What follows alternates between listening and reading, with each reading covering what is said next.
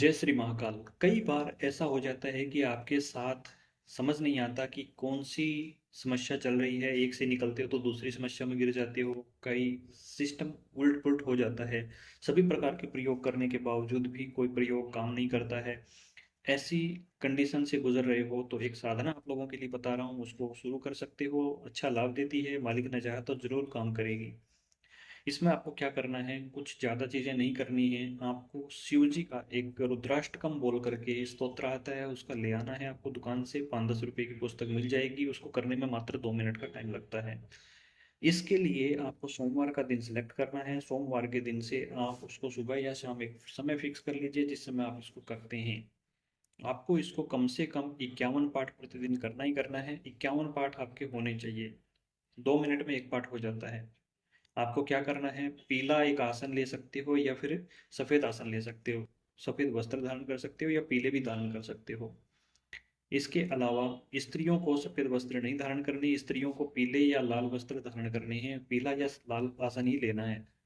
और जब आप इसको शुरू करते हो तो सबसे पहले जिस समय करते हो, मान लो आप शाम के समय कर रहे हो तो शाम के समय में कोई भी आप शिवलिंग रखोगे सामने। अगर आपकी कोई इच्छा पूर्ति के लिए कर रहे हो तो काला जो शिवलिंग होता है पत्थर का वो रखो, अन्यथा अंगूठे के जितना नर्मदेश्वर शिवलिंग आजकल मिल जाता है वो सबसे बेस्ट है। उसको आप रख सकते हो। उसका अभिषेक करोगे, दूध से करोगे, जल से अभिषेक करोगे, उसको प्रणाम करोगे और भावना करोगे कि ये आपके शिव हैं, आपकी सारी बातें सुन रहे हैं। अब हाथ में जल लेके जिस काम के लिए कर रहे हो उस काम के लिए संकल्प करोगे कि मैं प्रतिदिन 51 पाठ कर रहा हूँ, जितने जितने दिनों तक मेरे से हो पाएगा। आप मेरा ये कार्य कर दीजिए। जो भी मेरे जीवन में बुरे बाधाएं हैं, कष्ट हैं, मुसीबत है, परेशानी है और बुरे कर्म हैं, उनको आप काटिए। यही आपसे विनती है। इस प्रकार का प्रयोग शुरू करने से आपके जो बंधन होते हैं, जो बुरे आपके कर्म होते हैं, वो कटते हैं। अगर आप सही सद्पुरुष बनकर इसको काटते हैं तो अच्छा ध्यान रखिए, कर्म जो हैं वो आपके ही हैं। क्योंकि ना तो हमारा है उसमें, ना आपका लाभ है, ना इसमें हानि है बताने में। क्योंकि हम तो आपको केवल एक राय दे रहे हैं। उसको करते हैं, उसका सदुपयोग करते हैं तो आपके काम आएगा, दुरुपयोग करते हैं तो आपके बुरे कर्म जुड़ेंगे। इसलिए उसका सदुपयोग ही करें। आपको क्या करना है, संकल्प कर लेना है कि मैं इतने दिन इतने पाठ कर रहा हूँ और मेरा कल्याण करें। ये मेरी समस्या है, इसका निवारण करें।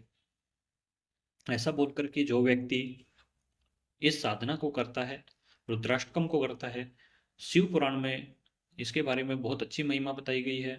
और शिव से जुड़ी हुई साधनाओं की पद्धतियां जितनी भी होती हैं उन सब में यही एक बताया गया है कि इस साधना को करने वाले व्यक्ति के जीवन से कष्ट जो हैं वो बहुत ही जल्दी गायब हो जाते हैं।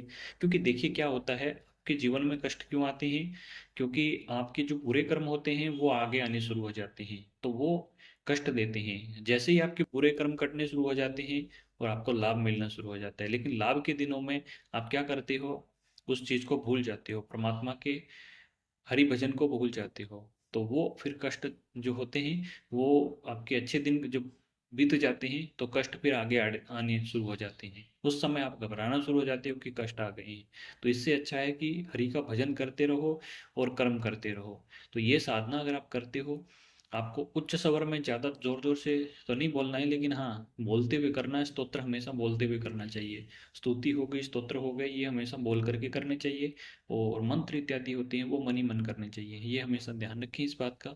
और ये बहुत अच्छे से काम करता है। एक व्यक्ति की असाध्य बीमारी थी, नहीं कट रही थी, 1.25 लाख जाप करते करते उसकी वो बीमारी भी कट गई। ऐसे चमत्कारिक लाभ उससे मिलते हैं। लोगों के स्टोन गायब हो जाते हैं, कैंसर गायब हो जाती हैं इसके प्रयोग से। इतना चमत्कारिक प्रयोग है। और इसमें जो अभिषेक करते हो आप शिवलिंग का, वो जल आप घर में छिड़क सकते हो। बहुत अचूक और अच्छा लाभ प्राप्त होगा। और इसमें आप जो भी आपको अनुभव आते हैं वो आपको गुप्त रखने हैं, ब्रह्मचर्य का पालन करना है। जितनी संख्या आप मान रहे हैं उतनी संख्या तक आपको ब्रह्मचर्य का पालन करना है, रोज का नहीं है। ब्रह्मचर्य का पालन का मतलब ये है कि भाई जितने दिन तक आप इसको करते हैं, मान लीजिए आपने 21 दिन का संकल्प पकड़ा कि 21 दिन इसको लगातार कर रहा हूँ, इतने पाठ कर रहा हूँ, तो 50 पाठ प्रतिदिन के हिसाब से 21 दिन के कितने पाठ हो गए, आप समझ सकते हैं 1100 के आसपास पाठ हो जाते हैं। 50 पाठ के हिसाब से 1050 से ऊपर हो जाए। अगर आप इसको और ज़्यादा बढ़ाते हो, 100 पाठ करते हो, तो 21 दिन में 2100 पाठ हो जाएंगे।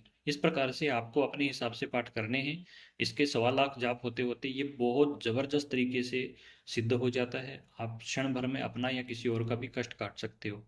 तो ये होता है प्रयोग। इससे आप अच्छे से करिए, लाभ उठाइए और ईश्वर को याद रखिए। परमात्मा के ऊपर बनने की कोशिश किसी को भी नहीं करनी चाहिए। तो उम्मीद करते हैं कि वीडियो पसंद आया होगा। जय श्री महाकाल, जय माता दी।